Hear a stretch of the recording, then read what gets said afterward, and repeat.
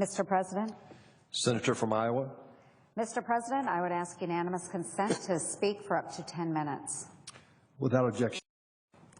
Mr. President, I rise today to stress the importance of ensuring nuclear negotiations with Iran to preserve our national interests and our security, one that protects the security of our allies and partners in the region and maintains peace and stability in the world.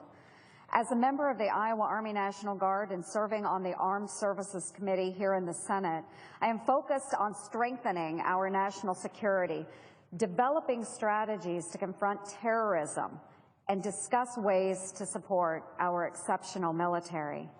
While I believe Iran's long-term goal is developing nuclear weapons, its most effective line of effort against us and our allies has been through its unwavering support of terrorism.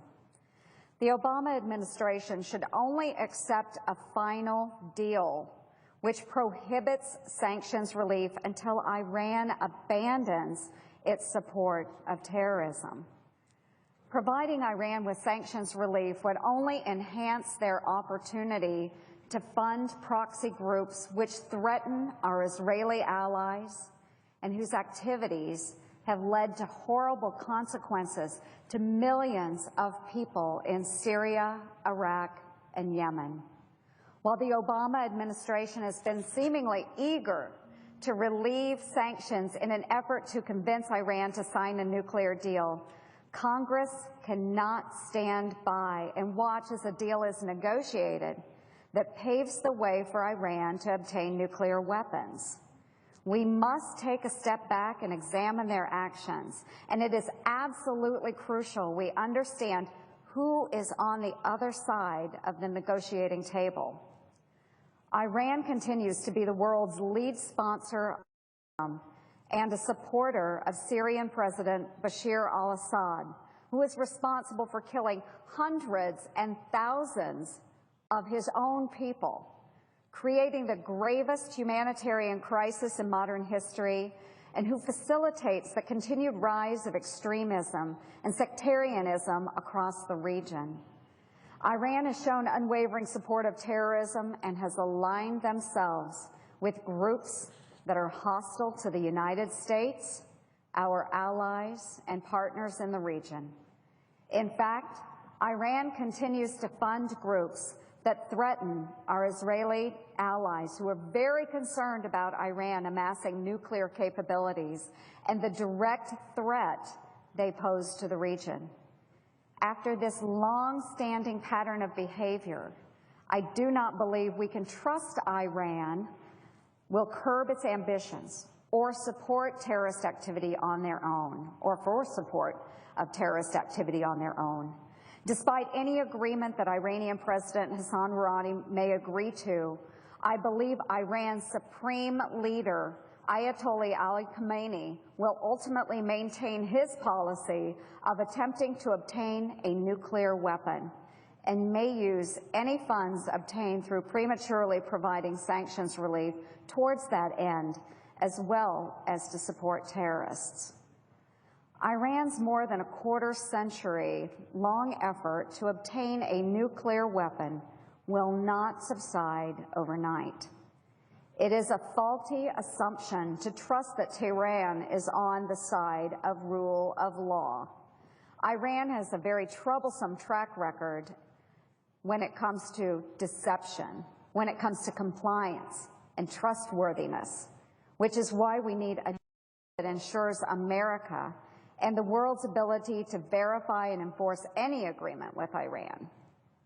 This includes complete and open access at any time to all of Iran's facilities, to hold them true to their word and to verify their actions. We must also have the proper enforcement mechanism in place so that any broken promise garners an appropriate and immediate response. This accountability can be enforced through renewed and strengthened congressional sanctions. Sanctions have been effective in the past, and we must keep this option on the table. In fact, These sanctions are what brought Iran to the negotiation table in the first place, so we must not be too quick to suspend them.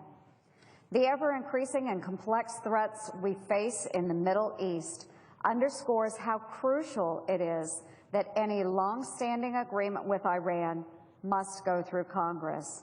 This enables the American people to have a voice.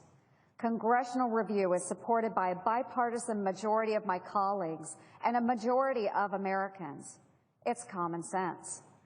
We must have more oversight of this process and the opportunity for thoughtful consideration to ensure we have been very clear about our demands and the framework of any final agreement.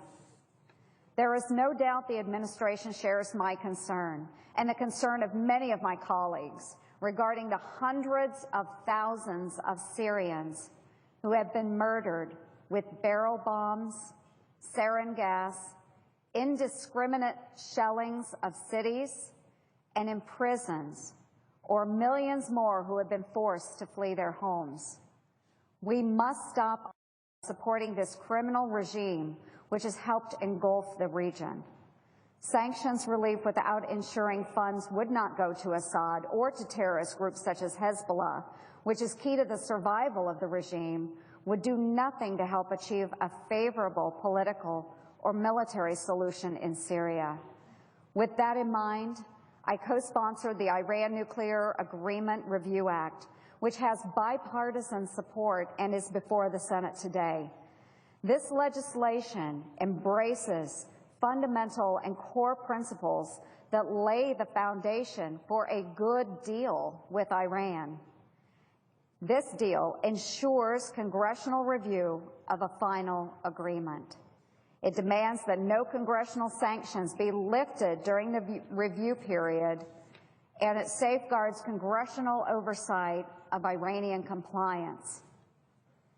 This bill is a good starting point, and I want to praise the good work by the chairman of the committee for continuing to push for congressional review. Our ultimate goal must be to curb all Iranian terror. And this will never happen if we do not confront and contain Iran's nuclear ambitions.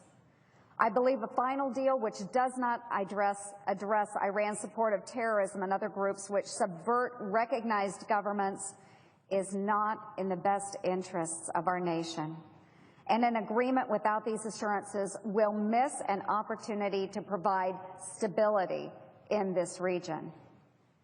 In closing, the bottom line is that Iran must never be allowed to develop a single nuclear weapon, not now or at any point in the future. A nuclear Iran presents one of the greatest threats to peace and stability in our time.